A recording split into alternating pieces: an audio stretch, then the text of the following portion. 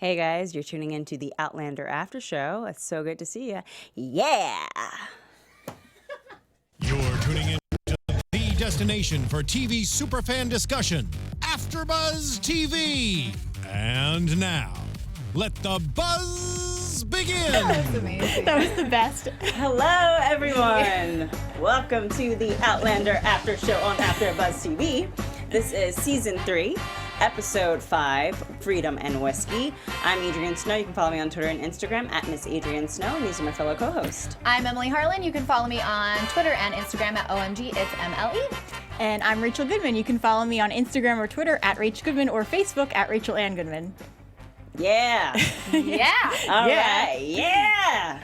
A little in joke for you YouTubers. Okay, so first thoughts. This episode, I wouldn't say it's my favorite of this season. It was a little slow for me. I think maybe I'm just lacking that Jamie. I needed more Jamie, I feel like. But I felt that my attention was kind of not always there throughout the episode. So I thought it was an okay episode. Obviously, I think we needed it to show Claire getting to the point that she did. So I understand the episode, but for me, it was a little slow. I personally, as you know, like Brianna's character. So I really liked seeing how they got from, point A to point B. As long as it ended where it did with Jamie. Otherwise, I would have been frustrated. But I liked the ending. No, yeah, it was a bit slow, even though I think last week or the week before we did mention something about how it was a lot of Jamie heavy the first half of the season.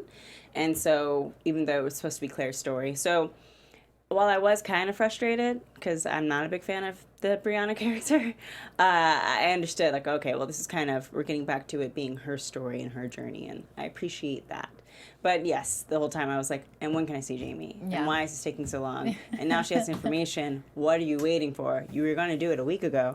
So, Yeah. Can I ask a question, too?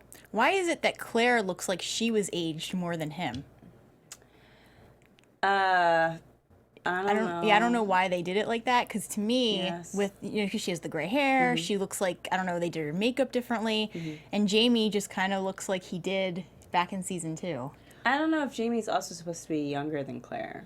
I believe he is. Yeah. And I wonder if it's something with the timelines, too, has the same amount of time passed on his end as it has on hers. Okay. So then it has to be something other than that. Yeah. But yeah, I just kind of noticed that. Yeah, it's really hot. Yeah, I think maybe that's it. Maybe they're like, well, just want to make sure it's a lot of women watch this show, and he's eye candy. So I don't know. But I would go with the assumption that he is younger than her.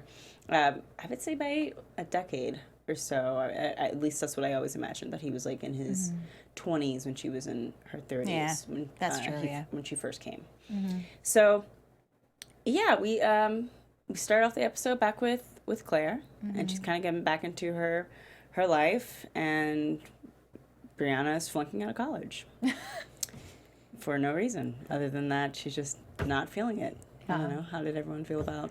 See, I understood why she would be. She's just, this big news has been dropped in her lap, and I think she's struggling with the fact that another man who she loves raised her, but he's not actually her biological father. Yes. Well, I understand that, but at this point, it's already been, 2 or 3 years. I guess, yes, it is a newer discovery that over the summer. And I guess, it's been 3 months since they left Scotland. That over the summer, she found out that her father was not her father. But plus, it's Christmas time, and it's probably just harder for that reason alone. Yeah, there's nostalgia for it and everything. Yeah, I get it, but there's something about acting out that I kind of just like, oh, you're 20. Like, okay, maybe if you were a freshman. Yeah. But you're definitely like sophomore, junior. Like, come on, don't do this. Yeah. Like, and you're like at Harvard too. Like, Yeah. this Yeah, isn't something that's where true. you're just like in high school and you're like, oh, this teen angst. Like, I get it, and it's obviously was super like life altering for Brianna, right? And she was very close to Frank, so now this is something that's, shocking to her. But it's kind of like, all right, you had the news, you had a couple months to like let this sink in, and you're at Harvard, so maybe let's not throw away everything. Right? Like, I don't know. That was kind of frustrating for me to see, but I mean, I don't know. I mean, I understand it to a certain extent, but it's also one of those things of like, well then, that would be something where, and maybe it is about emotional development of being able to say, I need to take a leave of absence. I need to get some stuff done in my own personal life before I can come back to school.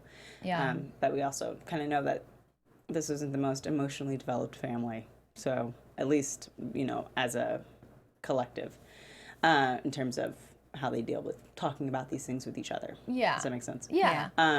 So we also get to see Claire actually do surgery for the first time. And I was like, oh, this is nice. She's actually like really good at it and kind of daring. And I wish, that was my one thing, I wish we had seen more of that throughout the season. I don't know how you all felt about actually getting to see it for the first time. I agree with you. Just seeing her, it kind of struck me too when they were watching the moon, what was that, the Apollo 8 video, and it's there's all the women there and they're all nurses. You can tell by what they're wearing that they're all nurses, and then there's Claire there who's a surgeon, and it was such like kind of an empowering thing and just really added to her character and her character depth that I wish we did see more of that, because that's something that I think is obviously was not that big back in her time, right? She obviously had to struggle a lot to get to the point that she did get to.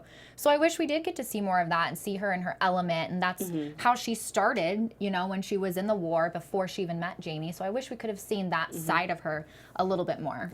And I agree with that. I also think we had touched on this maybe a couple weeks ago about how we all wanted to see her struggle from how she went from med student to actually working as a surgeon. And yeah, I would have wanted to see more of that. I would have wanted to see more of how it tore her away from her family, from Brianna especially, so I could have seen their dynamic. Because now from watching the show, I can't tell what it really was like other than just how Brianna was reacting at the end of season 2. Yeah, that's, I think, a big thing is that it's hard for me to connect to the characters of Brianna and Roger because I don't have a lot of time with them. I think even last season, she would come in a few little episodes here and there. And so the collected amount of time you spend with Brianna is probably maybe an episode and a half, really. Or I guess with this episode, so 2.5 episodes over 2 seasons. And I feel like that's just kind of why I don't really have that much investment or care as much, which is sad because she's obviously like Jamie and Claire's daughter, but I just don't feel like... I don't know. I'm like, I don't understand what the holdup is, Claire. Just go. But that's me being a jerk. At the same time, if Claire had just gone, I would have questioned her as a mother. Exactly. So I'm glad she had that scene. Definitely. But with that said, we do have Roger coming in and playing. They played, oh gosh, it was a really good song, and I didn't get a chance to look it up because I had to go straight to work The taxi song? The taxi song. I wrote it down. Yes. It was Show Me by Joe Tex. Yeah, so it was a really just kind of cute little song about a man being good to a woman. Yeah. You don't always get to hear those songs nowadays. But so we get Roger, and he's made this really daring decision to show up unexpected for Christmas and say hello to Brianna and Claire, and he has information for Claire, which we don't know yet, but he walks into this big blow up and dust up between them, which seems like they just don't know how to avoid. And Brianna decided to just drop out of Harvard and move out. Yeah, that scene, when I really like Roger, and I really like, his character, and I really like the actor as well. So, when he showed up like that, the whole time I was just thinking, hello, boyfriend goals, right? What, the whole time, I'm like, this guy, gosh, just so, I don't know, I love, it seems like everything he does is just for Brianna and for, just out of the goodness of his heart, I love him.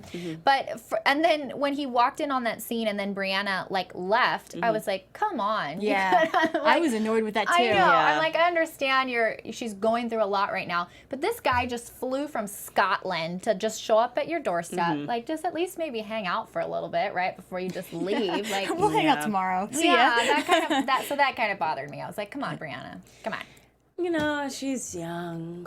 See, and that's the thing. I'm gonna say that. The thing with her too, for me, is that first of all, whenever she fights with Claire, it kind of reminds me, in a way, of how Claire would always fight with Jamie, because it's two, very, opposing forces. But with Brianna, I do kind of respect the fact that she would say, I'm just going to drop out, because at least she's not going to waste the time when she's not ready. And I feel like, I know this is 1968, but I feel like that's a big problem anyway with kids going to college when they shouldn't be in college yet because they're not ready. So I actually respected her making that decision. Yeah. Yes, I thought she had already taken a gap year, but I could be wrong. I apologize. I don't have time to rewatch season 2 before season 3 starts. So, with that said, I understand her need to take a leave, or I don't really understand dropping out if you can take a leave of absence, but fine, okay. It's just a lot of money in my mind to waste. But with that said, yeah, I didn't agree with Brianna walking out, but it did give us the opportunity we needed to have Roger sit down with Claire, and they have dinner, and he gets to say, hey, I found him. Not like I couldn't have done this through a phone call. Yeah, or like lead with that, maybe. Or a letter. You know. Come running in with the letter in hand. Yeah. You know, hey, Merry Christmas. I found your husband. Yeah. And so we get to see that he's made it thus far, and his name is now, has been Alexander Malcolm Still. And the way that they find him is that he's using, what's the term? I can't think of it. But he's basically using things out of his time. So phrasing out of his time and using the quote from Robert Burns, and then saying freedom and whiskey gang together, which, as we know from last episode, that was a term used in the 60s in Scotland. And that's how Claire ended up adopting it. Or even before then, I guess, because she used it back in the 40s. It was a modern term, is what I'm trying to say. And that's how they find him. So how did you guys feel when it was like, oh, okay. I didn't think it was going to be that way. I thought it was going to be something that they found in the house. It could be because of how they did it, because I like the fact that they found it in an article, and I like how they used the poem. It just seemed too abrupt, and it seemed like they didn't really build up to that. It just seemed too easy to me. Otherwise, I kind of like how they used it. Yeah, I like the kind of tie-in from last week's episode when we saw the woman quoting that quote, saying that quote, whatever. Freedom and whiskey. Yeah. Yeah. So I liked how they kind of tied that in, and that was kind of what brought her around, and that was the clue that brought her to Jamie. So I liked that. Yeah. But yeah, I wasn't expecting it to be like that either. I didn't think that it was going to be something where they saw what he had written, and I think that's, on Roger's part, good for him to really connect the dots on that, because that's something that I thought when they found him, it was going to be like just complete, like obvious evidence, right? But for him to kind of connect the dots and say like, there's no way, like this has to be him kind of thing. Yeah. I thought was pretty cool. So Yeah. I don't know, I liked it. Yeah, I thought it was a savvy way to do it. I just thought it was going to be a little bit more tied into Frank and how they found Jamie, that he had been doing the research. But sorry, Frank, you didn't get to be the hero in the long run. He did get a tribute. You did get a tribute, which we will get to. But with that said, Claire decides that she can't go back. She can't leave Brianna, especially when she's going through all that she's going through right now, and that she's just going to keep doing her job, and that's going to be the end of it. And through this, we actually get some really nice scenes with her and Joe Abernathy, which I've been kind of waiting for. Like, oh, is he going to get? Are we going to get some Joe Abernathy? And I was really relieved that they also didn't make it like a sexual tension. Me too. Just because it didn't seem necessary, and I didn't really want that. And I think it's always important for Claire to have a confidant in whichever time she's in. Yeah. And so for him to kind of be the one that she could somewhat confide in and say like, yeah, you know, Yeah. Brianna's father is in Scotland and Frank's not his father or her father, and he was like, yeah, we know you're not, you know, the perfect couple. Or Ozzy and Harriet. Yeah. Even though, didn't Ozzy and Harriet, weren't they, like, wasn't he abusive? Anyways, I'm like, wait a second. We have a couple of comments in the chat. So Eric Jackson says, loved the way they found Jamie. And I think he's referencing how we're talking about with the poem. He goes, easy. Dude noted that 2 lines from a poem were used before the author wrote them. And that's what we were talking about. Yeah. That's you know, huge on Roger's part to be able to pick that up, to pick that up and to put those dots together. You know, And then we have Terry Drosselmeyer. In the book, she tells Joe the truth. Ooh, Oh, the full interesting. truth. Oh, wow. Huh, that would have been really interesting to see, but maybe they didn't have Well, time to. Terry, does he believe her? Because that's something, I mean, if somebody just out of the blue, I don't care how good of a friend you are, if you tell me that you time travel through stones, I don't know that I'm going to believe you. Yeah. This person's a doctor? Show me. Right? Yeah, I would need some type of other evidence. But, She says yes, that Joe does believe her. okay. Interesting.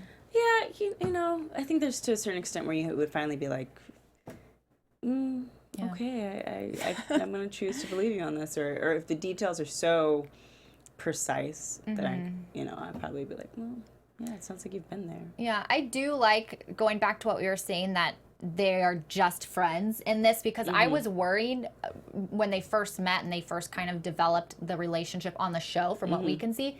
I was worried that it was going to kind of turn into that for him or for her. It was just going to kind of be like this weird, awkward thing. So I like that they never went there, that it was always very plain, that it was always just a friendship thing. And I really liked that. I thought it was good, like you said, for Claire to have somebody that she can kind of feel like she can talk to, because she doesn't really have anyone, right? Yeah. That we at least can see from the show perspective. So Appear anyway, because Right. even if she's going to talk to Brianna or Roger, it's just not the same thing. So yeah, I'm really glad that they didn't turn that romantic in any way, because it just would have overcomplicated things. Yeah, and we Yeah. don't have that much time on Yeah. this show. We only get 13 episodes.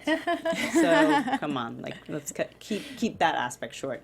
But I think that he kind of gave her that, he gave her that boost to say, I think Brianna would be okay if you decide to go back. Yes. We have a comment from Terry. She says Joe and Claire were really close. Frank thought they were together, and they fought about it. Yes, yeah, that was something that we touched on, I think, when Frank death episode, that he said some very horrible things about Joe in the book. But in any case, just to go back, Brianna and Roger end up meeting up the next day and taking a walk through Harvard, and she kind of discusses how she doesn't have any faith in history, and she's just kind of over it, and she's just kind of jaded about life as they're on their way to her father's memorial. There were some scenes in this that I would have said, you know what, you could take all of that and just throw it away and give me like 5 more minutes of Jamie. yeah. And this is one of those scenes. I didn't really care about that particular Roger and Brianna scene. I didn't really care about the Frank memorial scene, even though we get to see Dean Tramble, who was in, I think, either episode 1 or episode 2, who said that really sexist thing to Claire, be less sexist. Like, at the same time, I just didn't need the Roger, Brianna, or the Sandy and Claire scene. Oh, that scene made me mad with Made me Sandy, super mad. Candy, Mandy. What is that? Sandy. What we called her? Sandy. We called her like every name, whatever. Yeah, that. The mistress. I Yeah. wanted to say, like, the nerve on this lady. Like, Yeah. I understand if I'm putting myself in her shoes. I understand that she's grieving also, right? She's grieving Frank. She said that. Like Sandy said that Frank was the love of her life. So she's grieving too, right? Okay, I understand that point. But for her to come in and basically like blame Claire about this, like, Sandy, Candy, Mandy, you knew Frank was married. And so I don't know what you are complaining about. Like, you knew what you were getting into when you got into it. So back up. I was hoping Claire was going to throw her drink at Sandy, Mandy, Candy. She made me so mad. I was mad at that scene. I was fired up. I was irritated. I was like, okay, someone needs to stop this lady from talking. Yes. Because it was just so ridiculous. First of all, Claire was still married to Frank. And okay, technically speaking, Claire never cheated on Frank. So the whole thing is that Sandy, if she was upset and grieving, fine, I get it. But she could have handled it in a much calmer way and just basically said what she had on her mind without going there. And the thing is, I think we mentioned this a couple weeks ago. So the way that divorce worked, a man could divorce a woman. It wasn't Right. up until a certain point, women couldn't divorce men. So the thing is that Frank could have divorced Claire. And so it's really, if she's going to be complaining about how Frank didn't divorce her or that they didn't get divorced and try to blame Claire, no, it was Frank because he had the power. Yeah. Yeah, it just wasn't a necessary scene. Like, Sandy, shut your mouth. Like, you're a mistress. You've chosen this lot in life. This man has told you he is married. And you can sit there and say, well, if you had just let him go. No, that's not how it works. because he could have gone whenever he wanted to. And he waited until his daughter was grown, and that's why he was there. He was waiting for Brianna to be an adult. And that was his choice. Yeah. You know, Claire didn't force him to stay. And even though Claire stayed, you know, he could have left. Yeah. And he loved her. No shit, Sherlock. He loved his wife, even though she was kind of emotionally abusive. He was stuck around. And it was a toxic marriage. He's still stuck around. So, Sandy, keep your mouth trapped. Keep your trap shut. And move on with your life. Okay? Seriously. Oh my God. If I were Claire, you definitely would have gotten slapped. Yeah. How dare you talk to me about my marriage of which you know nothing? She would have been interrupted. Yeah. Like, that's not, no. And- you know, it's on Frank. You're responsible for your life. It's on Frank Yeah. for not leaving sooner, and that's his right. And you don't have to stay with him. I don't care if he was the love of your life, okay? Right. Maybe was he? I hope You we still got never so see much her more again. life. I know. Yeah. Bye. Bye, Sandy Mandy Candy. Goodbye, Sandy Mandy Candy. Outta here. Goodbye. Yeah. Get out of here with that scene. And you I didn't need it. I knew they were going to show her too because when they showed the previews of this is what you've missed, they showed the door scene. So I was like, yeah. where's she coming in? Yeah, it's just never. Yeah, it's just not necessary. That scene was never necessary. But it did lead to. I understand why they did it because it led to the moment between Brianna and Claire, where Claire finally has to admit, well, one, that is Frank's long-term mistress, and that he was going to marry her, and that two, she has found Jamie, and so that gives Brianna, oh my gosh, finally, it gives me a reason to actually kind of like Brianna. Because I just liked how the actress handled those scenes. I was like, okay, this is a lot better. Does someone have something to say in the chat room? Yeah, so Eric adds, actually, no, sorry. First, Elizabeth says, they made show Frank a much better person than book Frank. And Eric Jackson says, if Frank left sooner, he would have lost Brianna. Which, okay, I get that, but still, for this woman to come in and blame it on Claire, no. Right. It's Frank's choice to do what he did, and he did it. It's just that the woman had no right to say those things to her. Right. So, at all. She doesn't know anything about their marriage or what they were actually going through. And her marriage is really none of Sandy's business in the first place. Yep. Exactly. Done with her. Yeah. All right. And we're done. Yeah. No, yeah, it was nice to see just Brianna open up and show some empathy and compassion to her mom, because we don't really get that many scenes where they're compassionate or have a lot of empathy to each other, just because of at least not them as adults or Brianna as an adult. And so I was like, oh, okay, it's nice for her to kind of be like, oh, you should go. Yeah. Like, you love this man. Right. And I agree. And I think that if Brianna hadn't been so accepting of it and kind of like pushing Claire, I don't know that Claire would have gone. Yes. So I liked seeing that, because we know that Claire and Brianna have had such kind of a troubled relationship. I liked that Brianna was the one that kind of pushed Claire in, like, to go, right? I liked seeing that. I liked seeing their relationship kind of come to a place of like peace. I don't know, when she's saying like, I don't know if I'll ever see you again, that makes me kind of shocked. You know, I'm not even a mom, and I'm like, oh my God, I don't know if I could do that, you know? But I understand she has this obviously thing going on in the past, that's emotional pull. So, I mean, but I liked to see that Brianna was the one that kind of stepped up and was like, no, you need to go, you know? So I like that. I feel like Brianna needed to be the one to do that. Otherwise, Claire couldn't have gone. But I will say this. I didn't really pick up on Claire as a motherly figure as much until the last maybe couple of episodes, especially at the end of season 2 and just as we were leading up to this in season 3. So I wasn't really expecting her to say, oh, I can't go because of Brianna until this episode, which is good, because if I hadn't seen this, then I probably wouldn't have liked Claire as much, because how could you just leave your child without caring? But it just didn't seem like she did really care about leaving Brianna until this episode. Yeah. At least from the show. Yeah, I think it kind of, you know, I don't think she had really gotten to the point where it was like a confirmed choice yet. So it was originally, they go to Scotland, they're just trying to hunt down Jamie to see if he's even alive, and to kind of like reveal to Brianna where she's really essentially from. And it wasn't until this episode where it became an actual, you can now, yes, it's confirmed. You can and you should go back. So to that extent, I understand why we didn't really see her like struggle with the choice for Brianna, because she hadn't really had to make the choice yet.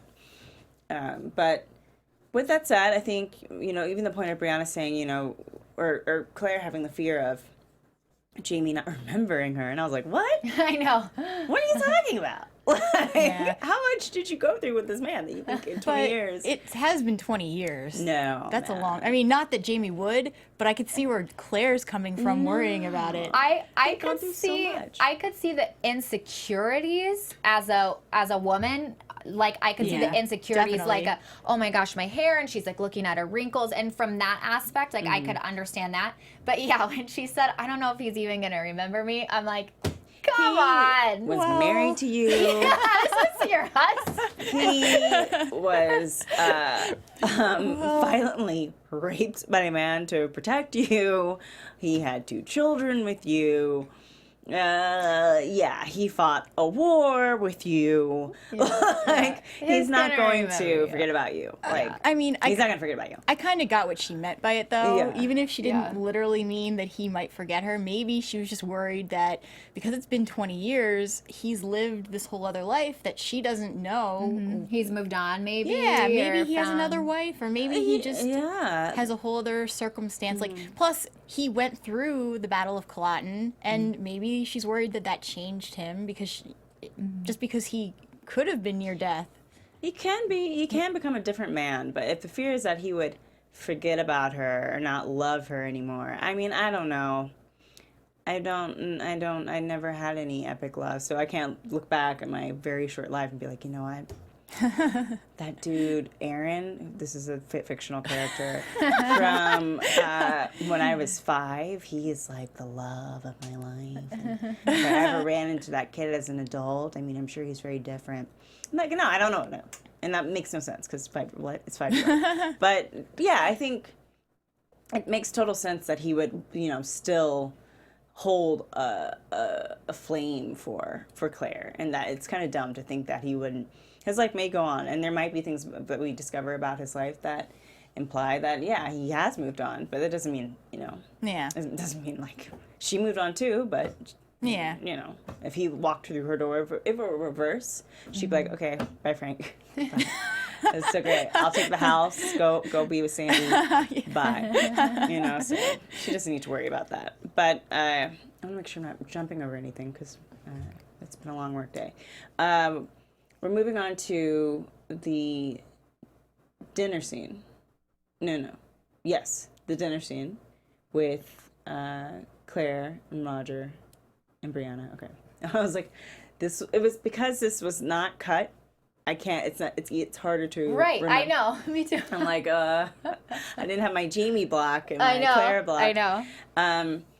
So at the dinner, they are discussing the fact that she's going to go. And I think there were just some really beautiful moments between, like, Brianna and Claire and, like, go ahead. My favorite part was when they were kind of sitting by the windowsill around this point. Exactly. And basically, Brianna admits that she's not either of her fathers. She's just like her Claire. mother. Yeah. I loved that. Yeah, I thought that was really beautiful moment of her kind of accepting her mother and feeling like she's just as strong-willed as her mother. And up until that point, they'd kind of only been talking about, like, I'm going to miss your wedding, and I'm going to miss your baby. And I was like, what about, like, and I'm going to miss you turn into an awesome woman with an awesome career, because feminism. Yes. I was like, who cares about the baby and the wedding? What if she never gets married? Yeah. What if she doesn't want kids? What if she's Right. Come on, Claire. You're a surgeon in 1966. But or 68, my bad, 1970.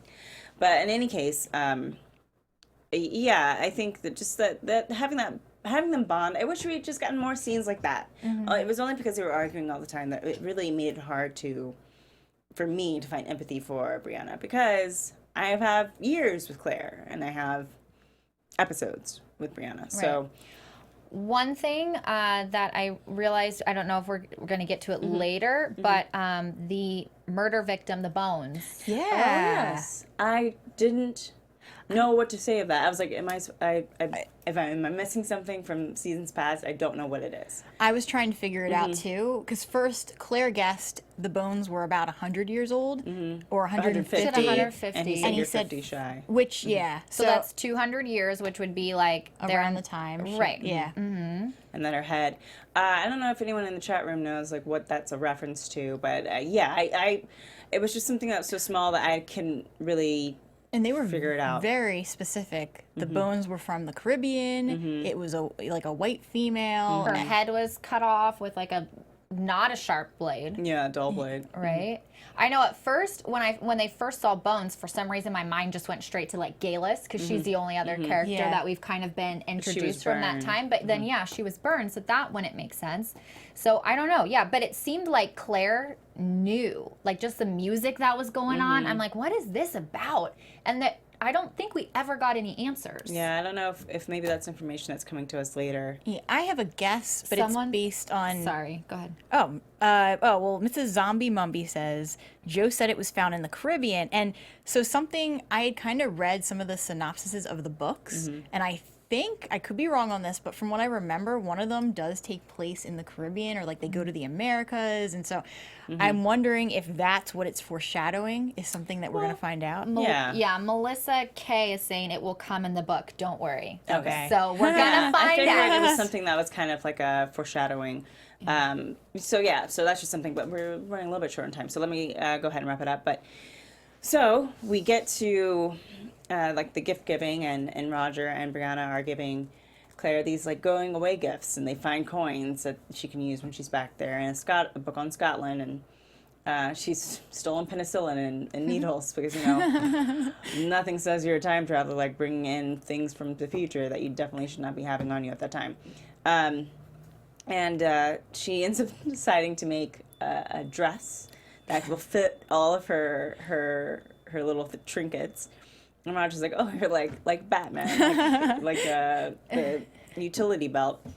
And so we get a nice little rendition of the Batman 1960s theme song as she makes her dress, which is really kind of cute and fun. Yeah. And kind of outside of what they normally do, so I appreciated that. But, Right. Yeah. Yeah. I like that. Yeah, it was Mhm. kind of fun Yeah. to see that. Like you said, it's completely outside of what they normally do. So it was kind of a fun little moment to kind of jar you out of, because I felt like it was kind of like a just very low key episode for the most part, as far as like, vibes that were happening. So I liked that they kind of added that. It was like, oh yeah, okay. Yeah. Now we're back in it. So I liked it. I did too. I love the 60s references in general anyway. And also she kind of was acting like Batman with her compartments. Yeah. And like, even though it's not high tech the way that Batman would do it, it's still, for, It is high tech for them. 1766, so it's it was fun to have that little snippet. And then we get the going away, and she woefully goes into the cab, and Roger and Brianna kind of seal that they're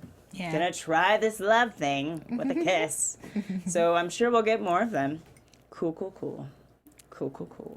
Just not next episode. Yeah. So Next episode, we Well, just next need episode, Claire and Jamie, and it's that's just it. for the fans. Yes. Because it's been too long. Yes. Oh my God. we finally get to the end, and we don't even apparently budgetary wise they couldn't really afford to go back to the stones or something.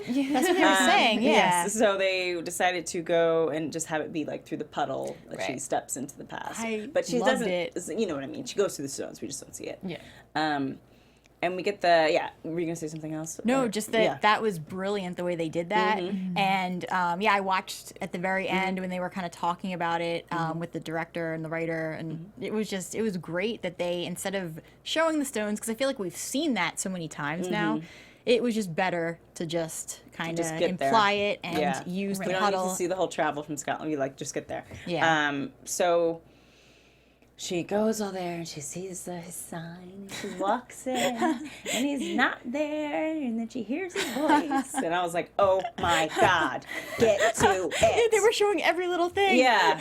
And I was like, if somebody walks in and like all of a sudden he's got like a wife and she kisses him, I was like, Yeah. I'm gonna vomit. That's what I thought was gonna happen. I was worried that they were going to cut it right as she got to the door and then show us next episode. Exactly. I was like, no, I can kill you. she needs to go in now. So we get there, and he's like down in like the pressing room or the printing room, or the press.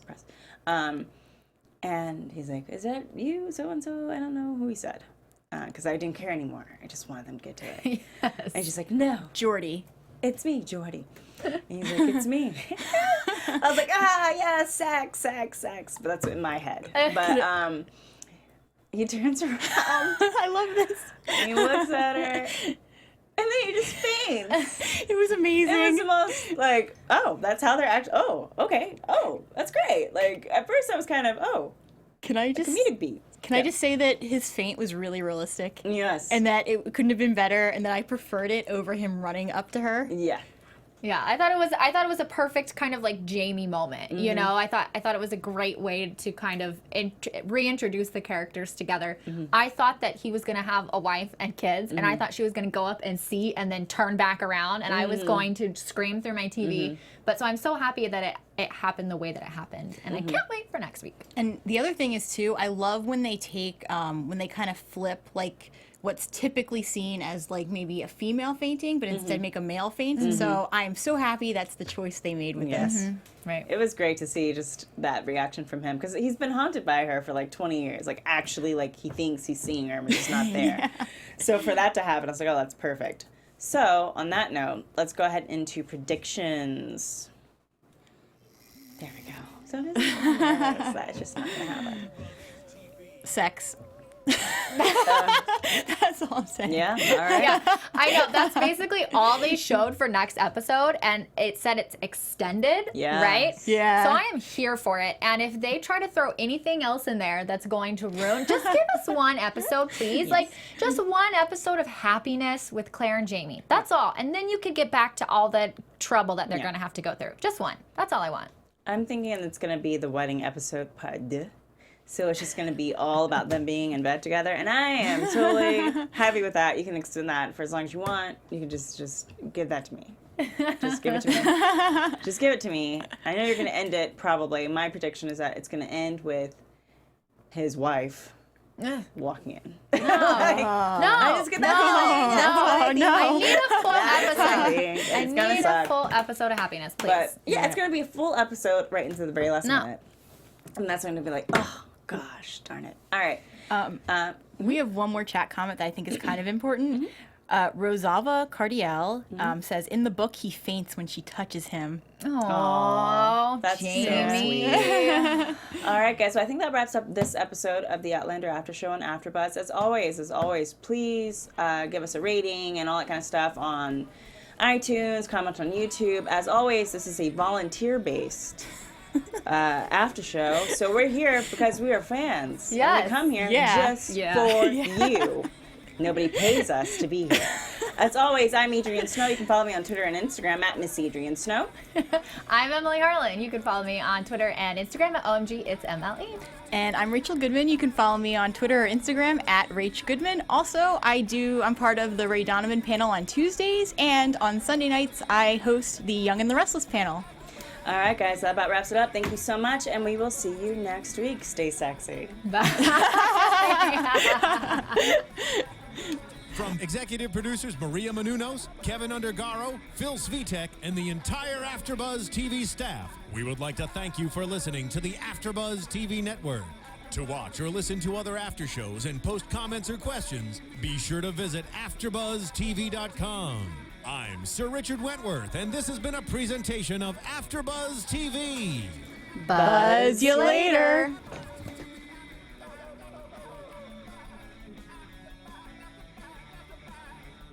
The views expressed herein are those of the hosts only and do not necessarily reflect the views of AfterBuzz TV or its owners or principals.